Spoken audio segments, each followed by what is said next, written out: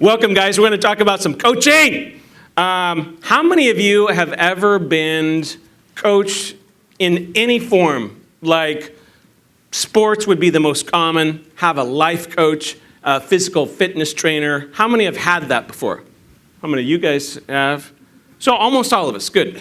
So this is a little different class. We're going to talk about, try and dig into people's minds on what coaching is and isn't. I'm going to tell you just briefly my truth about coaching. Why do you guys think that I love coaching? I mean, I obviously started a coaching company, but why do you think that I like it? Or why did you like it? What's in it for you? See the results. Results? Accountability? Improvement? All that's true. And those are all reasons I think we probably all have truth in those. I probably think about it a little bit different than some of you, and that is insurance. So after I was a loan officer, first time I started being coached, I was making about $250,000 a year. And what I thought of was, I don't want to go backwards. I just look at people in our industry, and how many of them have a career where they've made more money every single year? Or they've done better, or they ultimately almost always end up declining. And I find that fascinating. I'm like, why would someone do well and have a good year or two, and then they suck? That is so embarrassing and like just that's the stupidest thing I could ever do. That's why I love it. So I know it's totally different. It may not be your guys' answers, but for me, it's about protection. It's about insurance. It's about not going backwards. So every single year, I have made more money and saved more money all of my 22 or 23 years. Anyone else say that? It's pretty impressive, okay? Rick Ruby can say that, I believe. That's the only people I really know of, maybe a few people in the core. So I'm not kind of good at this. I'm really good at it. Because I look for my weaknesses. I look for the blind spot. Does that make sense? And why is that hard to do? Yeah, listen. Last year, when I didn't know what to do, one of several things I did is I paid a coach $180,000 to come to my house, come to the office 2 days a month for 4 months in a row. Why would I pay that kind of money? Because I had a blind spot and I didn't know what it was. So does that make sense how aggressive I am at its improvement? And I don't care if it's a company issue or it's my personal production. There's a lot of examples, but I am ruthless around understand. Like when I'm confused, the first thing I do is start calling people that I think have the answer or could help me find it. Does that make sense? So I'm the most coachable person, and that's why I'm the best earner in the core. That's why I run the biggest company. It's not because I have the best skills. That's what you think. I am not embarrassed to ask for help. Does that make sense? And how all that happened was I woke up one day, and I was raised in business with my father. I was college educated. I had the drive. I had all this stuff. And I woke up one day, and the closer I got to work, I didn't want to get there. We've all probably had that experience, but I had never had that experience. And I was maybe, I don't know, 5 years in the industry or something like that, and I was doing really well. But what were some of my pains? If someone's making a lot of money, what are the other pains always? Yeah, I didn't have a family back then, but I was single and still didn't have a life, okay? That's pretty sad. I literally would work like 70 hours a week. I literally would work every weekend, and I didn't have time blocking. I didn't have time off. I didn't know how to delegate. I didn't know how to build team. I didn't know I'm trying to figure it out, but that, back then, when you look at that kind of person, and this is a lot of you in the room, I'm not trying to embarrass you or threaten you, but a lot of you are what I call a rugged individual. That's what I was back then. The characteristics of a rugged individual is they're hard-headed, they're not accepting of advice, and they are low implementation level. Does that make sense? So a lot of you struggle with that. And what I hope that comes out of this class is we find a better way. We find a better way. That's what I hope. So I've just got some questions. I have no clue where we'll land on some of this stuff. Panels are hard, but what I do like about panels is we can get 4 different answers to 4 different people. So Lisa Fleck is our lady up here on the stage from Reno. Great loan originator. We'll hear more about her. Sean Murphy, great guy, just in Vallejo, a town maybe an hour or so towards the Bay Area from here. Blake Eagle from the Lodi branch has had huge growth. And then Frank Monago, one of the most impressive guys up here, has been in the business a long time and has just really shot up. And all 4 of you have been in Summit Coaching. So I want to start with your results. And this is a safe place. We do talk about income. We could talk about savings. I want you guys to feel comfortable talking about anything you want. And it's not in a bragging situation. It's just so people can identify with you, okay? Lisa, let's start with you because you're our lady. She'll need a microphone. So Lisa, where were you at? Where was your business at, say, a year ago? And then where is it at today from a results standpoint? There we go. So a year ago, actually, when I got the questions, I actually looked it up. It was actually kind of a fun thing. Can I just tell you where I was when I started with the company? Okay. Yeah. So I started with Summit in October 2010. And I grossed in 2010 $71,000 because, the mortgage meltdown, that was a lot of fun. That was probably about half of what my income was, or 3/4 decrease for me. So a year into Summit, I made gross 99. In 2012, I hired my first assistant, which was a total leap of faith.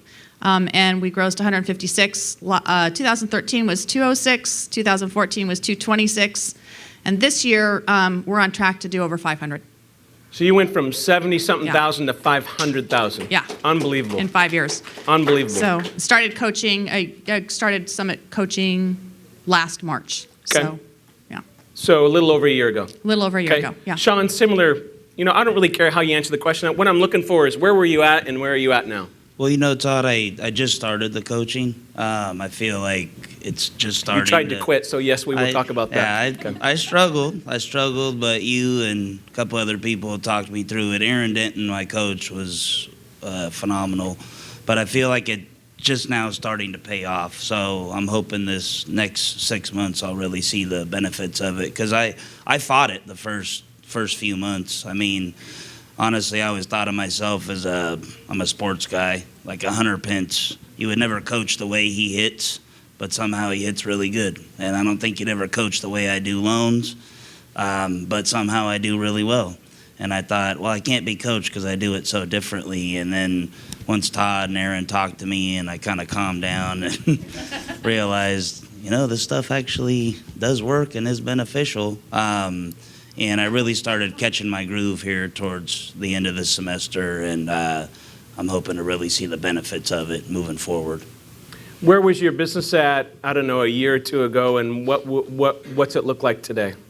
Gosh, exact figures I'm not sure, but since joining Summit, my income has doubled or pretty close to doubled each year I've been here. Every year?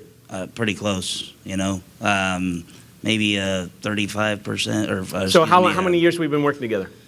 I think I'm in my 5th year. In your 5th year, So what was your 4-year income when you anniversary. started, and what are you on target to make this year? When I started the year before here, I think I hit around 80,000, and I'll go 5 or 6. 500,000 or 600,000. Maybe That's more. quite a difference. Yeah, maybe more. I don't know. Hopefully. Yeah, excellent, Yeah. excellent. Blake, how about yourself?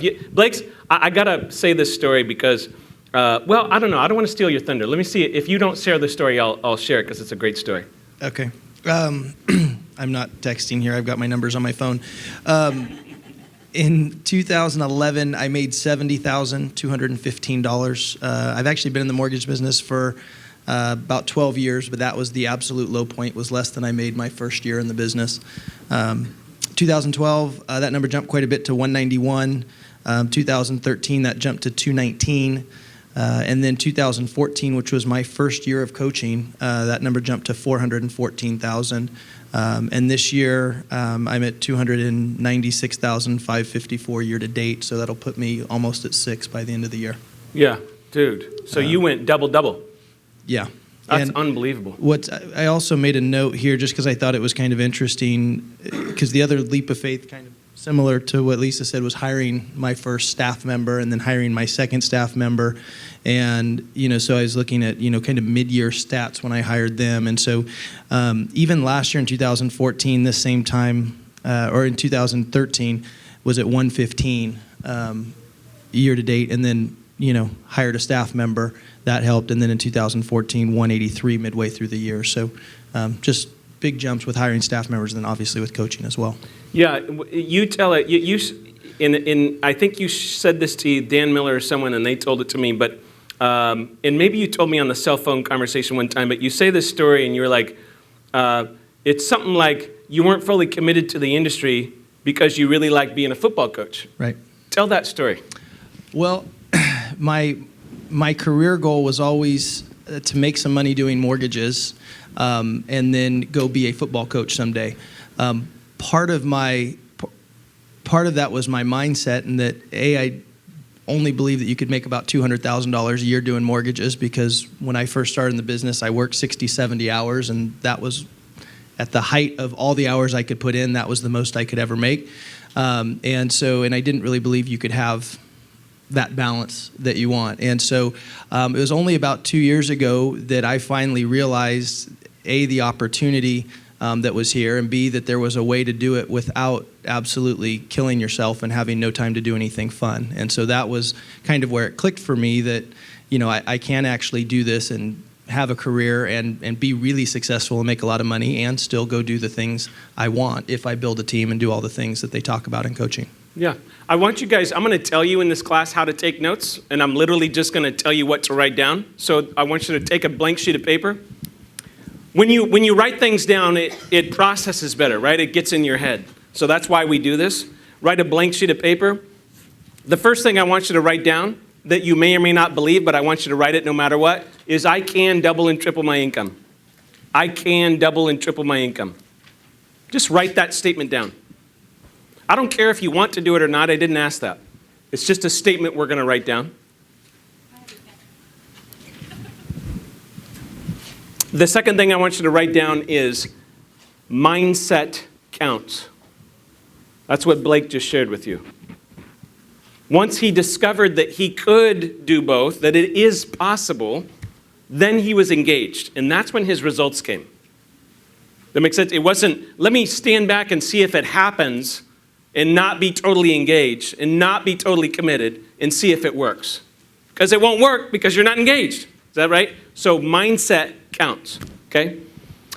Frank, same question.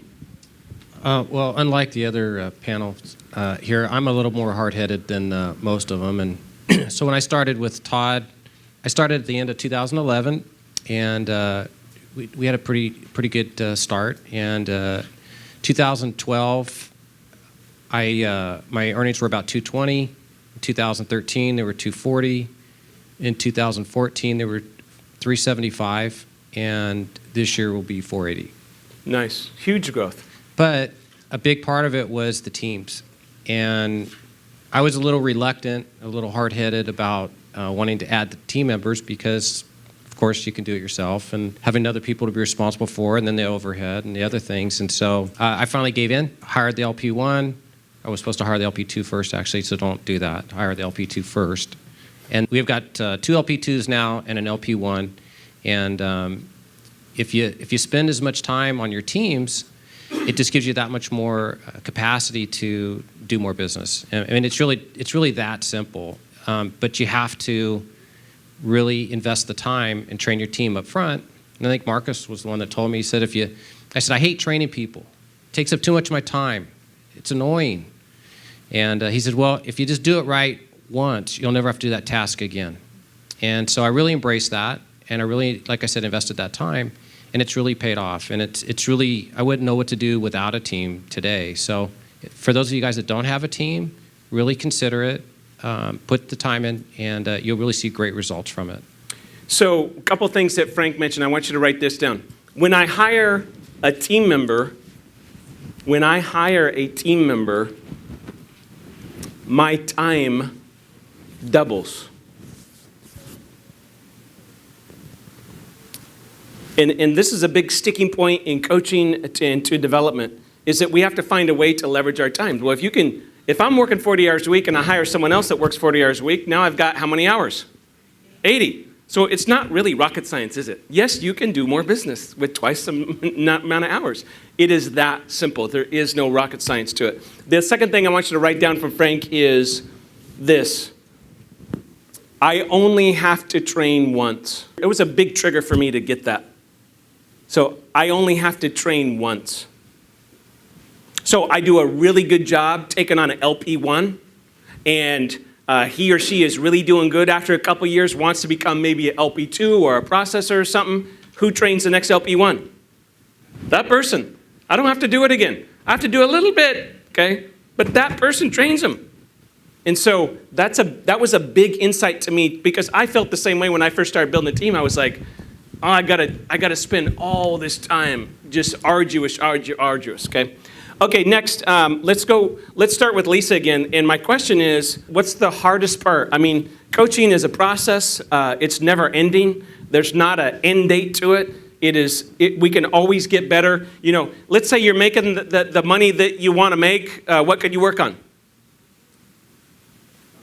How about working 30 hours a week instead of 50? I mean, there's always something to work on. It's never ending, okay?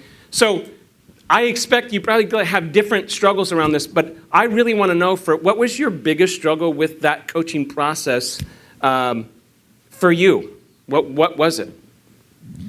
I would say probably for me it was getting myself out of my own way.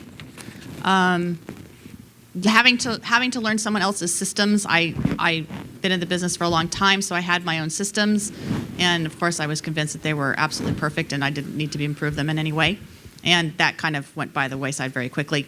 So it was just kind of getting myself out of my own way. It was a real internal struggle for me. My husband didn't like me very much for about 6 months. I wanted to quit probably about every 5 days. And then I had to remind myself that I almost like broke a screen tripping over it to get to Todd when he offered the summit coaching. And I said, okay, well, if you really wanted it that bad, then I guess you really kind of have to suck it up and kind of make it work. So for me, the challenge was just surrendering is a word that's used all the time. And understanding that I could still be me, but I could structure how I did my business in a way that made much more sense, and that I didn't have to lose who I was, that my clients and my referral partners appreciated, but that I could actually structure that and create a better me. Yeah. So I want you guys to write this down. This is one of the takeaways. I will copy others that have the results I want. I will copy others that have the results I want. Tony Robbins obviously is a big educator. This is his number one thing he says most often is just find someone, get the results you want, and literally copy them. Like if I want to do builder business, who am I hanging around? Who is my best friend? Alicia Charlene, right? Because Charlene's the teacher, right? And she's the one that can then help me the most.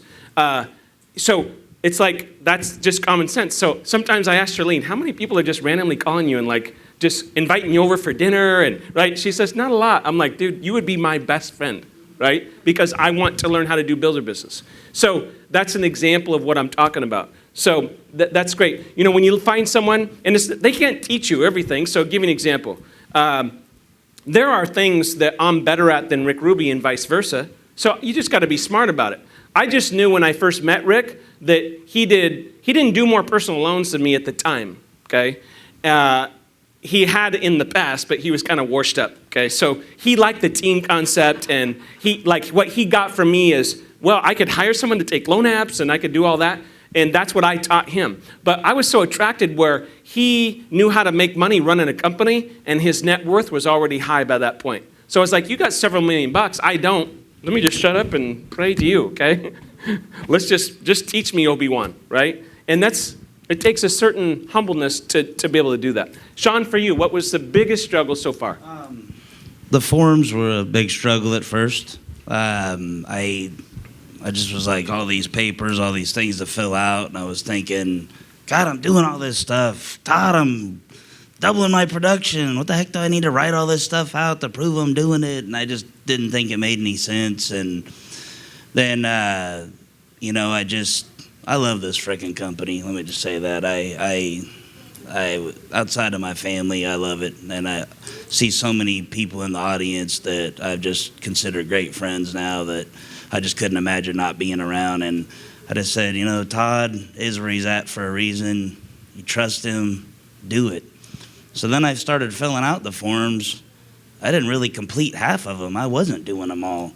And I thought, wow, look what you're doing not doing this stuff. Imagine what you could be if you really did it, you know? So, again, I fought this for the first probably 4 months, you know, really it took a one-on-one session. I had a really small group, and Gary was in my group. It was really only me and him. Somebody else kind of flaked out, and I had a one-on-one with Aaron, and it got really in-depth, and that's when I kind of finally surrendered and actually started holding myself accountable for doing those things, and I really see it starting to pay off. I think the production numbers will show here the second half of the year, but that was my struggle, and now I feel stupid for struggling with it, but hey, sometimes I'm hard-headed. I got to learn the hard way, you know?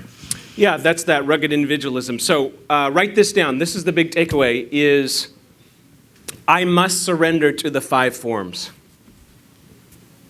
You guys know that the 5 forms are lead tracker, pay log, greatness tracker, personal budget, and P&L.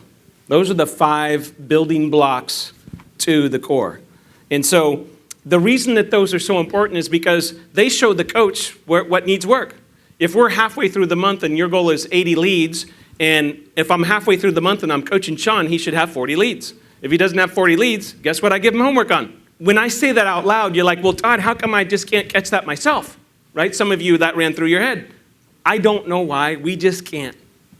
There's something about having an outside influence that is not emotionally and they're not in your business all the time that just makes them see more clearly what's happening right and wrong.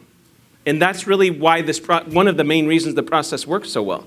It's hard to explain, but let's say your savings goal was $5,000 a month and you didn't hit it, then we're going to talk about how to save money, how to decrease debts, how to increase income, things like that. And that seems very basic. It is very basic, but giving you that focus every 2 weeks it's magical, right? It's magical. So great. A lot of people struggle with the forms. That greatness tracker really is everything. And I'll admit one time I actually didn't do it. I completed it. I falsified it basically because I didn't want to get yelled at. But I felt like crap, you know. But if you fill it out, man, you will do some special things. I'm telling you, you will. That greatness tracker to me is a greatness tracker. It's like the Bible. So I really promote doing it. Now, Blake, some people don't know this, but Blake how many years you've been coaching kids in high school football? Since 2001. Okay, so this is a man been not professionally, but just below college, coaching kids at a high level how to play football. So I don't know if you had any struggles. Maybe you didn't, but... No, I did. My biggest struggle was actually the fact that I've always been a pretty good student, and when I do stuff, I want to do it well. And so I was afraid of being held accountable. I knew that if I signed up for coaching, then I'd have to fill out the forms, and I would realize how much stuff I wasn't doing. And some of it was stuff that I didn't really like doing, like making cold calls to realtors and some of those type of things. And so the hang up for me was I wasn't, because I wasn't fully committed to the mortgage industry, I also wasn't fully committed to being held accountable. And so I had to get over that in my head that, you know, hey, I'm committing to this, and if I'm going to be really good at it, someone has to hold me accountable because I won't hold myself accountable. Guys, I hear that all the time. Write this down. I must be accountable to someone. I must be accountable to someone. The other part of that, too, is for me, I mean, I didn't ever expect to be making $500,000 or anything like that. And so when I was making $100,000 or $200,000, it was really easy to feel like, well, I do pretty well. You know, that's a lot of money to me from where I came from and what I think of in terms of money. And so, you know, you could kind of justify it to yourself a little bit that, well, I'm doing pretty good. I don't need to be held accountable because I'm doing okay.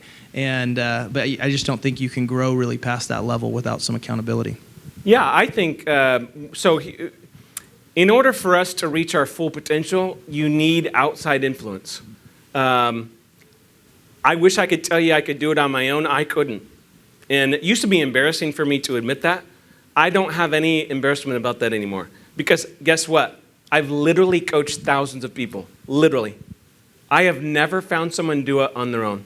I had a guy come up to me at Mastermind a year ago when I spoke there, and I have a lot of these epiphanies. So, guy used to coach in the Corps a while, and got up to making about $800,000 a year, and he did that 2 years in a row, and he kind of made some bad choices, and got kicked out of the Corps. And he's not destitute, but his income literally went down 75% and has stayed there for like 6 years in a row. If he could do it on his own, he would have. Now, I tell you that story because here's a guy, we got there and then made some bad choices, didn't have a coach, got kicked out, and went right back down to where he started. I have hundreds of stories like that, literally hundreds. So we all need to be accountable to somebody, okay? I'm accountable to my wife. I'm accountable to Rick Ruby. I'm accountable to my executive coach. I'm accountable to you guys. So you guys, what's funny? In this setting, you look at me as the boss. I don't even think that way. Does that make sense? I don't know if that makes sense or not. I don't even think that way. I don't think, I know my position, but I don't think I don't have accountability ever. I think I've got the most accountability, right? And so that drives me. Write this down because this will help with this whole process. I am going to work anyway.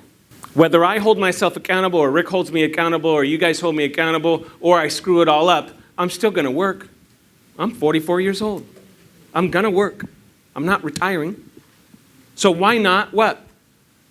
Be the best. Why not be the best that I can be, right? And so that's a very non-fear-based or fearless mentality. That's what I want you guys to have. I think that's a big part of what we're talking about here. Frank, your struggles in coaching. Mine was the same as theirs. It was the forms, and the greatness tracker should really be referred to as the beast because it's a beast to complete. And I think when I was considering it and sometimes not filling it out, the reason it's so hard to fill it out, you have to do the tasks. And so if you don't fill out the forms, you're actually not doing the work. And that's what is glaring. And so if you have a week of that and you look down and you notice that you didn't really get it all done, then you start reflecting and you identify, well, what was I doing that caused me not to do the tasks? Because I got to a point after I started accepting the forms and really engaging in it that I would worry that if I didn't have enough time to get all these tasks done, how it was going to affect me a month from now, 2 months from now, 6 months from now. And so you start getting anxiety about not getting the tasks done because you don't want to be in that bad spot. And when you don't do it, it definitely surfaces. And then when you have that coaching call, you're going to have to answer to it. So I think part of what perhaps is just an observation on my part, but I think a lot of folks don't or get worried about coaching only because they don't want to confront the fact that they weren't as productive during the work week as they could have been. Because as you said, and it's the way I feel now, is if you're going to go to work, why not get as much as you can from the 40 hours? Why just kind of glide by? I mean, you're there anyway. Why wouldn't you? And so I think that's where coaching really helps, is it's that accountability piece. You know yourself, if you didn't fill out the form, you could say you're busy and you didn't get a chance and all that. Well, what you really didn't have is a chance to do the tasks. And that's really just the truth of it. At least that's what I found. Now, I don't know if the other panelists would agree, but that's usually what happens. Yeah. So how does that, for someone who doesn't have any accountability and you don't get something done, what really happens? Nothing except for you continue to decline, and it doesn't really work out well, right? And like you gotta, there comes a point where we have to call a spade and say, listen, we're a bunch of knuckleheads in this room, and we're making this kind of, right, that's ridiculous. It's literally ridiculous. I go to a private school. Probably 30% of the people that go to my private school are doctors. Okay, so we get into these conversations. You guys know that most of you make more money than all the doctors go to my school. It's ridiculous how much money you guys are making, okay? And then we don't want to be accountable? It's just, but then we got to look at that and say, well, why is there, if it's such a great business, why is there such a high failure rate? I mean, there's got to be at least 70%, not just I know 72% of the mortgage banks went out of business, but by definition, there's got to be 72% less loan officers in the business today than there was 5 years ago, okay? But yet it's a great business. So what's the real problem? The problem is we don't have a system. We don't have any accountability. And then we wonder why we crash and burn all the time. It's like a drug addict, right? Stop doing the drugs and you will be sober, okay? It's just, it's a broken industry from that standpoint. Does that make sense? So that's, you got to look at something and say, okay, if someone starts a process in whether it's core or summit coaching, whatever, any kind of where there's some accountability and they're doubling and tripling their income, they're doubling and tripling their savings, something's working, right? Like there's something to that, right? And so that's kind of what one of the things that this class is about is really trying to look at that and say, what's really going on here? Well, how about a fun topic? And Frank, I'll have you start with this one, and then we'll go down. What's the most satisfying to you? So, one of the things I get concerned about in core coaching, summit coaching, this kind of class, is people hear people's incomes, and what you hear is it's all about money. Money is just the easiest to measure, okay? I will honestly tell you, I've been really poor and I'm super rich today, okay? It's not that big of a difference. It's not that big of a deal. Most of you guys make enough income to buy whatever you want. You're pretty self-sufficient. We can have cars, houses, all that stuff. There's not really much past that, okay, honestly. So it's not, if it's not really about the money is a fun challenge, it's a game, it's a measurement tool. So my question is, what's most satisfying to you? And I don't know what you'll say to this, but as you're going through this process, what's satisfying about it to you, personally? For me personally, it's having a successful team because that's something that you build. You've got your footprint on it. I enjoy seeing the surveys come back where several of my team members are identified with really nice things to say. Whenever we get those, I always share those with everybody on the team so that they can all, enjoy it. And that it can run without me being there. So like today, I turned my phone off all day except at lunch. I turned it on just to see if there was anything there. And no emergencies, no problems. Loans still funded today. Docs still went out today. Signing still got coordinated. No problems. That's fun to me, to be able to just turn it off and just know that they've got it. And and my team will tell me, don't worry about it. You don't need to check in. We'll take care of it. And so to have somebody cover you while you're out or gone for a week, it's hard for a lot of us to go on a vacation. For me, I'm not the best about that, but for most, it's really great to know that business can still be conducted without you having to be there to see it through. And so that's fun. That's what I consider fun. That's cool. So write this down. This is your bullet point. Coaching gives me more freedom. So I'll tell you a story just because a lot of people ask me this question. So between the core and summit, I'm overseeing a lot of stuff. But I'm not really that busy. So people say, like, I take 4 one-week vacations a year, and I've been doing that. This is my 4th year, I think, doing that rhythm. And people say, do you work on vacation? Except for core calls, I only get so many excused absences from core calls. So sometimes on vacation, I'll do my 2 core calls, okay? About half the time, yes, half the time, not. But honestly, outside of that, I do no voicemails, no emails, no phone calls, no business whatsoever, okay? And I got to be honest with you, like Frank just said, That's cool. Like, that's freaking cool, okay? And I really love that freedom, that I could go on a 1 or 2 week vacation and literally I come back and things are fine or better than I left them, okay? And it doesn't take a lot for you guys to get there. You know, Frank's been working on this maybe a year and a half?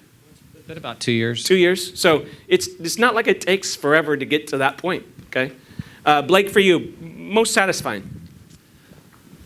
Well, I agree with Frank's assessment too, because that's a big one for me. But just to add something a little bit different, I think the camaraderie for me is a lot of fun. I mean, I spent a few hours last night with Mark Janes, who's on my coaching call.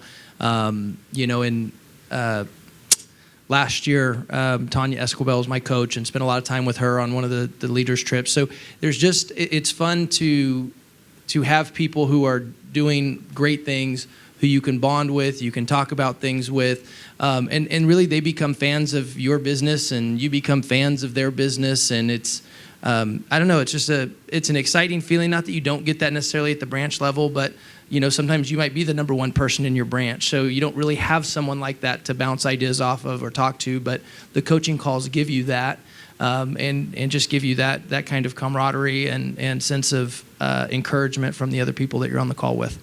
I hear that all the time from coaching members. So the idea that I want you to write down is cross-pollination works.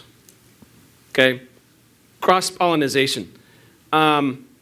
Since I've been coached and coaching for 15 years, I have never felt alone or afraid.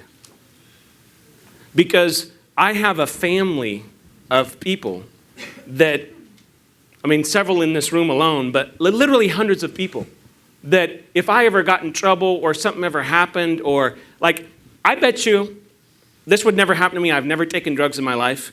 But if I called several people, I bet you a couple hundred, and I said, dude, I became a drug addict this last 6 months. I'm really in a bad straits. I bet you I would have 200 to 300 people that would fly across the country just to be with me and take care of me and take care of my family. That's what he's talking about. It goes beyond just business. It's personal, right? I go to a core retreat. I swear to God, it feels like a family reunion.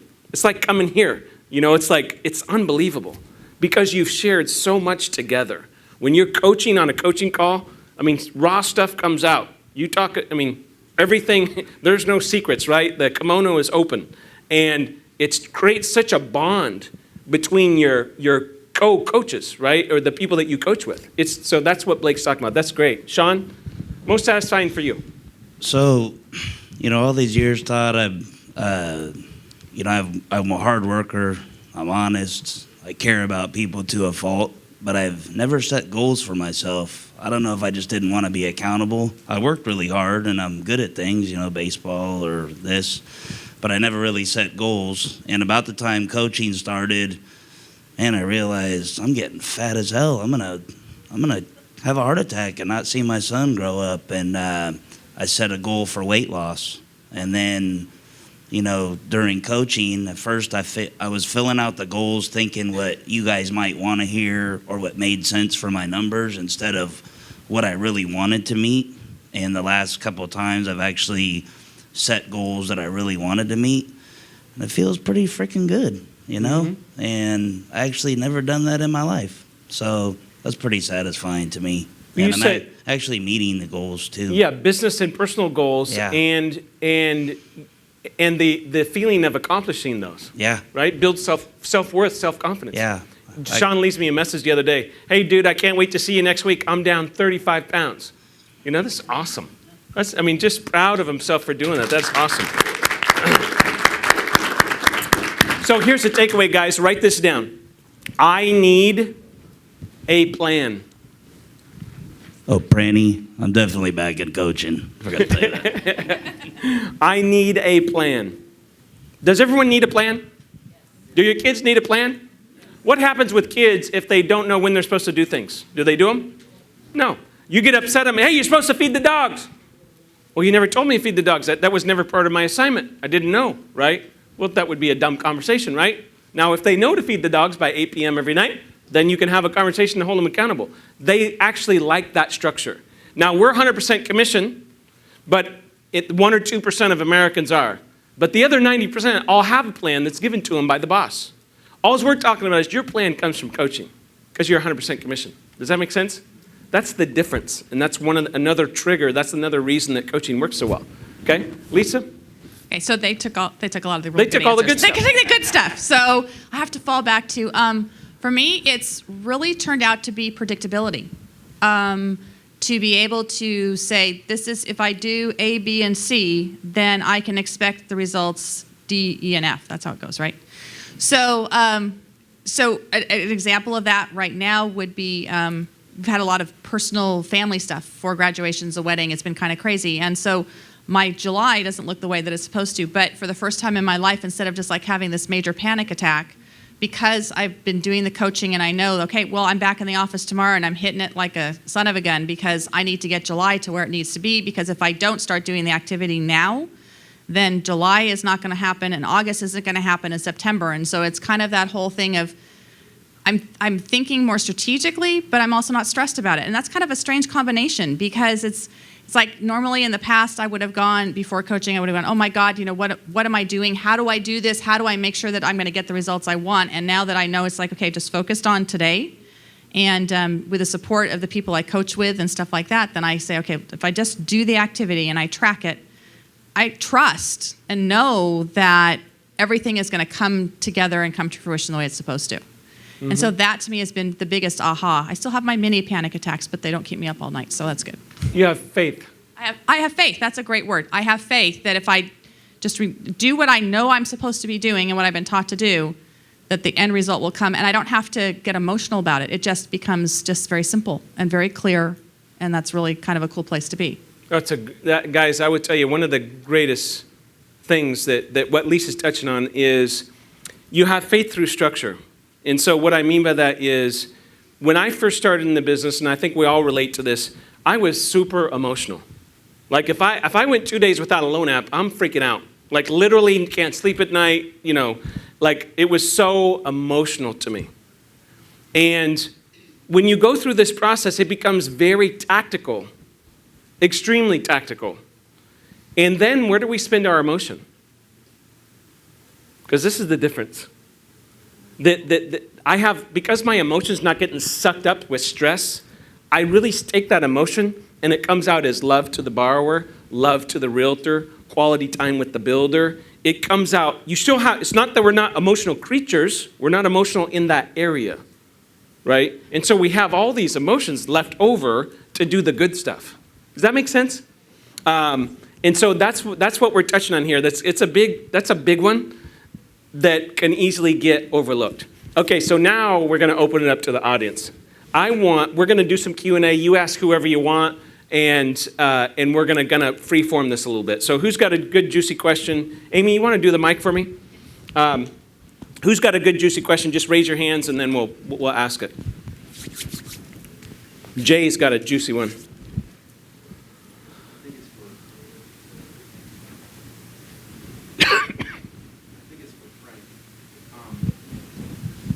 Yeah, that's okay. Let me grab one of those. We may not have it turned on. Yeah. So it's for Frank, and I think your income doubled in like the last year, doubled twice. What was the last big breakthrough that you had that caused that last doubling? So in 2013 is when I hired the first LP. At the beginning of 2014, I hired the second LP. And so it just gives you capacity to do more work or see more people is really what happens. And so instead of, what you have to do is you have to double your leads. In order to double your leads, you have to make more sales calls. And if you're not having to do a lot of the tasks involved in putting a loan together, and you can delegate off half of it, you have more time to do more sales calls, which in turn is going to create a doubling of your leads, right? Because it always starts with the lead. I mean, that's the truth. It's really that simple. So with that team, and I know I've talked about the team, I'm telling you guys, if you don't have one, you're going to be stuck at between 4 to 6 loans a month, and you'll be really tired. It's just and I had to deal with it the hard way. Plus, I had to tell him he was right. And so he asked me. He came and did one of those office visits with the whole crew, the mafia, I guess is what they refer to them now as. But he goes, dude, so what was the difference? I said, well, I'm working harder. And he goes, no. He goes, it's the team, right? And I go, yeah, it's the team. So and then we already added the third one. And so this year, loan amounts are higher. You can top grade the types of customers that you're trying to appeal to. You can top grade to the types of realtors you want to appeal to because you're not so stressed out about just getting a deal. You can start now considering your loan amount sizes, the types of realtors that are have maybe a better skill set, which creates less chaos on your desk. They're not writing, 7-day loan contingency removals and 24-day closes and on challenging properties. I mean, there's just a whole lot of things that go with more leads. Would you say more leads solves all problems Solves or all something? problems, yeah. Yeah, I think you said something like that. Yeah. Yeah, great question. And we're taping this, so Amy, bring one of those up here that works. Do you have one that works? No? Okay, I'll grab another one. No, because the tape won't pick it up. Amy, let me see one of those. Hi. My question to you is, other than the forms and being accountable to a coach, because you have to do the forms, what else did you get from your coach? Did your coach help you with your team, structuring your team, telling you how you needed to make differences of maybe your LP1 or your LP2 not fitting in? Did you get other things than just accountability? How did they help you with your business and that aspect? Great question. Who wants to take that one? Okay. I could tell you my coach personally helped me through the toughest challenge I've had with my staff. I was faced with an LP2 that I hired based on potential that wasn't there.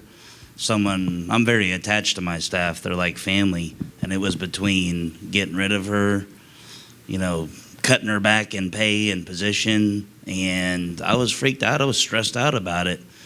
And Aaron talked me through it, came up with a plan. And instead of dragging it on for a month, I put the plan of action in that day. My whole office has changed. Alan would know our culture is back. Everything's going great. People are doing the right things. Everybody's happy. So it's a lot more than just the accountability. And Aaron actually cared. What are they getting? $250 if they're even getting that? They don't need that money. Yeah, he actually cared. It was awesome. But he helped me through. That was huge. Really huge. Yeah. When you're talking about this process, no subject is out of bounds because there's tactics to coaching, and then what's the other side? All the emotion. And so the emotion always drives the action. So I'm not saying that we're, head counselors, but you'll find that there's no subject off limits. I'm a marriage counselor. I am a fire people. You do whatever it takes to help that client grow. And a lot of times they're tough conversations because, like in this case, he didn't want to let that person go, but the coach had to encourage him to do that. It was like, dude, do you think all 8 of your other people are wrong, or do you think it might be this one person as a cancer, right? Those kind of discussions. So good. Oh, we got one? Okay, go ahead. Me? Oh, I'm sorry. Charlene, let me go. Let me have him go first. All right. So, wow. How long did it take before, you got consistent? Because I've coached and played ball and all that, and people will tell you to go out and run 50 laps, and then you're going to be able to, run a marathon. But you don't do it for a long time, and you said you fought it. So I was wondering, how long did it take before you got consistent in what folks like Todd were telling you to do, or your coaches, and you started to see some improvement? Good. Well, when I started coaching, I tried to jump in with both feet. So, but it takes a while, and part of it for me, I would say, just from an income or a production standpoint, I saw results probably 120 days in or so is where I started to really notice my closings and my production numbers were up consistently. But as far as keeping that consistency, one of the biggest things with coaching is you realize because you put it on paper if you're not doing something. And that was the thing before, when you don't track it, it's like trying to lose weight without a scale, right? It's like, well, I look in the mirror, I think I'm a little bit slimmer, but I'm not really sure, versus having that scale and stepping on it every single day and saying, okay, hey, I dropped 1 pound, or hey, I went up 2 pounds because I had that ice cream last night. And it's tracking that activity so that I don't have to wait to see my closings in September. I can look at my production or my leads, my greatness tracker, that type of stuff now, and I'll know if I'm on track to do the volume that I want to do later on in the year, or I'll see it, on a weekly basis that, hey, I'm falling down on the job. I only had 5 face-to-face appointments last week, or I only had 20 calls instead of the 60 that I'm supposed to have. So it's really the consistent, or the results get there after a while, but the consistency really comes from monitoring yourself every single week and making sure that you're not slipping on the things that you're supposed to do. It's really not the numbers, the closing numbers, it's the activity on a weekly basis that tells you whether you're being consistent or not. Good. Time for one more question. Charlene, did you have one? Yeah. Are you guys in summit coaching or core coaching? Summit coaching. Okay. Just each one of you, I'd like to know what's the one thing about coaching, the biggest epiphany other than money in your life that you've noticed.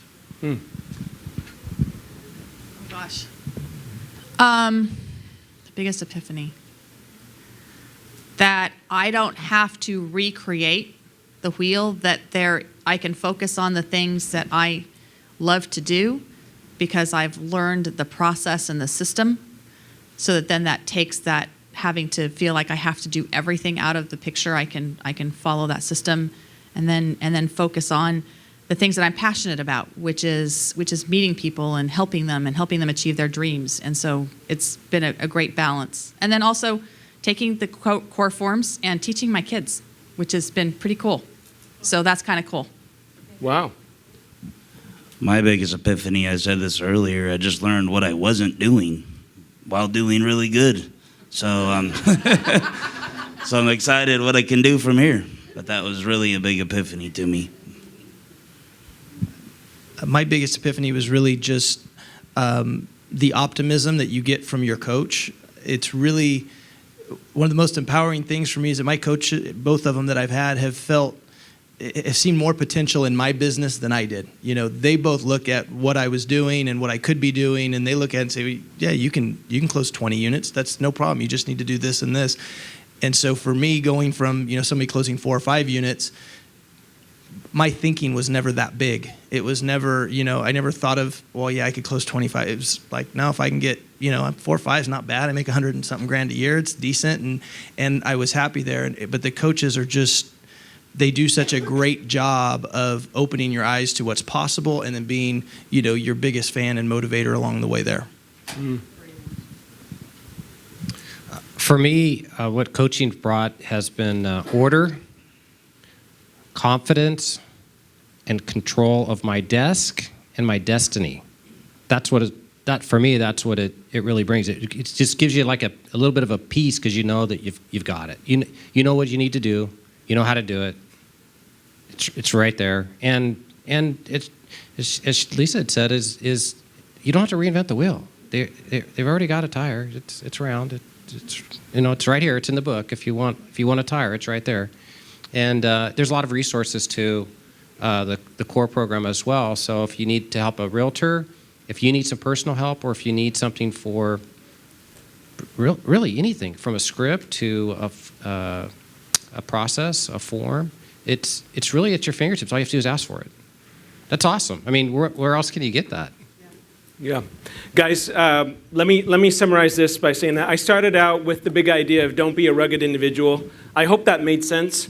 First time that concept was explained to me, it was like a huge light bulb that I had to admit I was in fact a rugged individual. And how I knew that was I wasn't reaching out and to other people and asking for help. Okay, and that was just a huge epiphany. Let alone have a coach.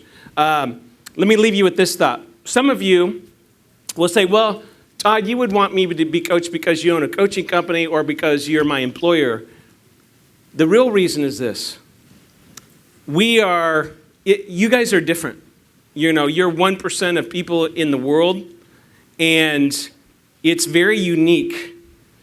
If your business, your work doesn't go well, it affects all the other 6 areas of your life drastically. It affects your savings, it affects your love life, it affects your physical fitness, it affects everything. And that's really the key, is when your business is not going well, pretty much most of the other areas suck, okay? And I wish I could change that about myself. I've tried, and I couldn't, okay? I think it's kind of how God made us. That's how I think, okay? And so why wouldn't we do something where we could have oversight and we could pretty much guarantee results, because the success rate is so huge and so obvious that I would do something that would empower the rest, not just affect my work life, but affect all other areas of my life, okay? So, guys, let's give it up to my panel. Thank you guys very much. Awesome job.